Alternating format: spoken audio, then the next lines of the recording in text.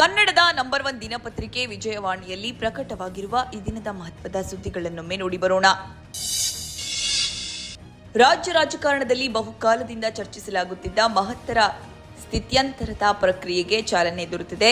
ಸಿದ್ದರಾಮಯ್ಯ ಗುರುವಾರ ಮುಖ್ಯಮಂತ್ರಿ ಸ್ಥಾನಕ್ಕೆ ರಾಜೀನಾಮೆ ನೀಡುವುದರೊಂದಿಗೆ ಕರ್ನಾಟಕ ಕಾಂಗ್ರೆಸ್ನ ರಾಜಕೀಯ ಇತಿಹಾಸದಲ್ಲಿ ಒಂದು ಮಹತ್ವಪೂರ್ಣ ಅಧ್ಯಾಯ ಸಮಾಪ್ತಿಗೊಂಡಿದೆ. ಸಿದ್ದರಾಮಯ್ಯ ಸಾರಥ್ಯದ ಅವಧಿ ಅಂತ್ಯಗೊಂಡ ಬೆನ್ನಲ್ಲೇ ಡಿಕೆ ಶಿವಕುಮಾರ್ ಅವರ ಹೊಸ ನಾಯಕತ್ವದ ಆಡಳಿತದ ಪುಟ ತೆರೆದುಕೊಳ್ಳಲಾರಂಭಿಸಿದೆ. ಗುರುವಾರ ಇಡೀ ದಿನ ಏನೇನಾಯಿತು, ಮುಂದಿನ ಸಂಭಾವ್ಯ ಬೆಳವಣಿಗೆಗಳೇನು, ರಾಜ್ಯ ರಾಜಕಾರಣದ ಈ ಎಲ್ಲ ರೌಂಡಪ್ಗೆ ಇಂದಿನ ಸಂಚಿಕೆ ಓದಿ. ಜನನಾಯಕ ಸಿದ್ದರಾಮಯ್ಯ ಪದತ್ಯಾಗದಿಂದಾಗಿ ತವರು ಮೈಸೂರು ಜಿಲ್ಲೆಯಲ್ಲಿ ನಿರಾಶೆ ಮೂಡಿದೆ. ಅಧಿಕಾರಾವಧಿ ಪೂರ್ಣಗೊಳಿಸದೆ ಸಿದ್ದರಾಮಯ್ಯನ ಹುಂಡಿಕಲಿ ನಿರ್ಗಮಿಸಿರುವುದು ತವರೂರಿನಲ್ಲಿ ಬೇಸರ ಉಂಟು ಮಾಡಿದೆ. ಈ ಸುದ್ದಿಗೆ ಸಮಸ್ತ ಕರ್ನಾಟಕ ಪುಟ ನೋಡಿ. ದೆಹಲಿ ಹಾಗೂ ಗುಜರಾತ್ನಲ್ಲಿ ಭಾರೀ ಪ್ರಮಾಣದ ಜಿಹಾದಿ ಡ್ರಗ್ಸ್ ಪತ್ತೆಯಾದ ಬೆನ್ನಲ್ಲೇ ರಾಜ್ಯದ ವಿವಿಧ ಏರ್ಪೋರ್ಟ್ಗಳಲ್ಲಿ ಕಸ್ಟಮ್ಸ್ ಅಧಿಕಾರಿಗಳು ಕಟ್ಟೆಚ್ಚರ ವಹಿಸಿದ್ದಾರೆ. ಪ್ರತಿದಿನ ಸಾವಿರಾರು ವಿದೇಶಿ ಪ್ರಯಾಣಿಕರು, ಕಾರ್ಗೋ ಪಾರ್ಸೆಲ್ಗಳು ಮತ್ತು ಕೊರಿಯರ್ ಸಾಗಣೆಗಳು ಬೆಂಗಳೂರಿಗೆ ಬರುತ್ತದೆ. ಅದೇ ಅಂತಾರಾಷ್ಟ್ರೀಯ ಸಂಪರ್ಕ ಡ್ರಗ್ಸ್ ಜಾಲವಾಗಿ ಮಾರ್ಪಡ್ತಾ ಇದೆ. ಆನ್ಲೈನ್ ಡೆಲಿವರಿ ವ್ಯವಸ್ಥೆ, ಕ್ರಿಪ್ಟೋ ಕರೆನ್ಸಿ ವ್ಯವಹಾರಗಳು ಡ್ರಗ್ಸ್ ಮಾರುಕಟ್ಟೆಗೆ ಅನುಕೂಲವಾಗಿವೆ. ಈ ಹಿನ್ನೆಲೆಯಲ್ಲಿ ಕಟ್ಟೆಚ್ಚರ ವಹಿಸಲಾಗಿದೆ. ಈ ಸುದ್ದಿಗೆ ಸಮಸ್ತ ಕರ್ನಾಟಕ ಪುಟ ನೋಡಿ. ಮಲೆನಾಡು ಮತ್ತು ಕರಾವಳಿಯನ್ನು ಜೋಡಿಸುವ ಪಶ್ಚಿಮ ಘಟ್ಟಗಳ ಸೂಕ್ಷ್ಮ ಹಾಗೂ ಸುಂದರ ಕೊಂಡಿ ಆಗುಂಬೆ ಘಾಟಿ. ಪ್ರತಿನಿತ್ಯ ಸಾವಿರಾರು ವಾಹನಗಳು ಸಂಚರಿಸುವ ಈ ಕಿರಿದಾದ ಘಾಟಿ ರಸ್ತೆಯಲ್ಲಿ ಸಂಚಾರ ದಟ್ಟಣೆ ನಿವಾರಿಸಲು ಮತ್ತು ಸುಗಮ ಸಂಪರ್ಕ ಕಲ್ಪಿಸಲು ಕೇಂದ್ರ ಸರ್ಕಾರ ಆಗುಂಬೆ ಸುರಂಗ ಮಾರ್ಗ ಯೋಜನೆಯನ್ನ ಜಾರಿಗೆ ತರಲು ಮುಂದಾಗಿದೆ. ಈ ವಿಶೇಷಕ್ಕೆ ಇಂದಿನ ಸಂಚಿಕೆ ಓದಿ. ಕರ್ನಾಟಕದ ಮೇಕೆದಾಟು ಯೋಜನೆ ವಿರುದ್ಧ ತಮಿಳುನಾಡು ಸಿಎಂ ವಿಜಯ್ ಲಿಖಿತ ದೂರು ನೀಡಿದ ಬೆನ್ನಲ್ಲೇ ಪ್ರಧಾನಿ ನರೇಂದ್ರ ಮೋದಿ ಅಂತಾರಾಜ್ಯ ಜಲ ವಿವಾದಕ್ಕೆ ಸಹಕಾರ ಸೂತ್ರ ಪ್ರಸ್ತಾಪಿಸಿದ್ದಾರೆ.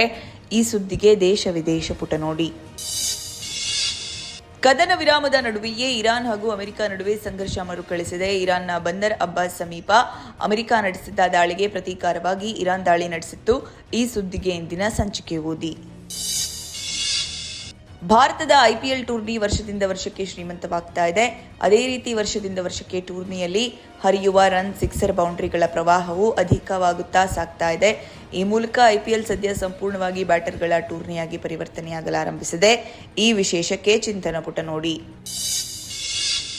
ಪ್ರಸಕ್ತ ವರ್ಷದ ಜನವರಿ-ಮಾರ್ಚ್ ತ್ರೈಮಾಸಿಕ ಅವಧಿಯಲ್ಲಿ ದೇಶದ 8 ಪ್ರಮುಖ ನಗರಗಳಲ್ಲಿ ವಸತಿ ಮನೆಗಳ ಸರಾಸರಿ ಬೆಲೆ ವಾರ್ಷಿಕ ಆಧಾರದ ಮೇಲೆ 3% ರಿಂದ 24% ಏರಿಕೆಯಾಗಿದೆ. ಈ ಸುದ್ದಿಗೆ ಮನಿ ಮಾತು ನೋಡಿ. ಕಳೆದ ವರ್ಷದ ಫೈನಲ್ನಲ್ಲಿ ಕೈತಪ್ಪಿದ್ದ ಪ್ರಶಸ್ತಿಯನ್ನ ಈ ಬಾರಿ ಒಲಿಸಿಕೊಳ್ಳುವ ಮೂಲಕ ಕೆರಿಯರ್ ಸ್ಲಾಮ್ ಸಾಧಿಸುವ ಮಹತ್ವಾಕಾಂಕ್ಷೆಯಲ್ಲಿದ್ದ ವಿಶ್ವದ ನಂಬರ್ 1 ಇಟಲಿ ತಾರೆ ಜೆನಿಕ್ ಫರೆಂಚ್ ಓಪನ್ ಕ್ಲೇಕೋರ್ಟ್ ಟೂರ್ನಿಯ 2ನೇ ಸುತ್ತಿನಲ್ಲಿ ಆಘಾತಕಾರಿ ಸೋಲು ಅನುಭವಿಸಿದ್ದಾರೆ. ಈ ಸುದ್ದಿಗೆ ಕ್ರೀಡಾಪುಟ ನೋಡಿ. ಮಂಗಳೂರು ಮೂಲದ ಕನ್ನಡತಿ ಶಿಲ್ಪಾ ಶೆಟ್ಟಿ ಮತ್ತು ಶಮಿತಾ ಶೆಟ್ಟಿ ಬಾಲಿವುಡ್ನಲ್ಲಿ ಸೆಟಲ್ ಆಗಿದ್ದಾರೆ. 50 ವರ್ಷದ ಶಿಲ್ಪಾ ಶೆಟ್ಟಿ ಈಗಾಗಲೇ ಮದುವೆಯಾಗಿ 14 ವರ್ಷದ ಮಗನಿದ್ದಾನೆ. ಆದರೆ 47 ವರ್ಷ ಶಮಿತಾ ಇನ್ನೂ ಮದುವೆಯಾಗಿಲ್ಲ. ಹೀಗಾಗಿಯೇ ಇತ್ತೀಚಿನ ವರ್ಷಗಳಲ್ಲಿ ಶಮಿತಾಗೆ ಸಿನಿಮಾಗಿಂತ ಮದುವೆಯ ಕುರಿತ ಪ್ರಶ್ನೆಗಳೇ ಹೆಚ್ಚು. ಈ ಸುದ್ದಿಗೆ ಸಿನಿವಾಣಿ ನೋಡಿ. ಇವಿಷ್ಟೇ ಅಲ್ಲ, ಮುಂಜಾನೆ ಮಾತು, ಅಂತರಂಗ, ಭವಿಷ್ಯ, ಮನೋವಿಕಾಸದ ಕಾಲಂಗಳು, ಕ್ರೀಡೆ, ಸಿನಿಮಾ, ದೇಶ ವಿದೇಶಗಳ ಭರಪೂರ ಸುದ್ದಿಗಳ ವಿಶೇಷಗಳಿಗಾಗಿ ವಿಜಯವಾಣಿ ಓದಿ.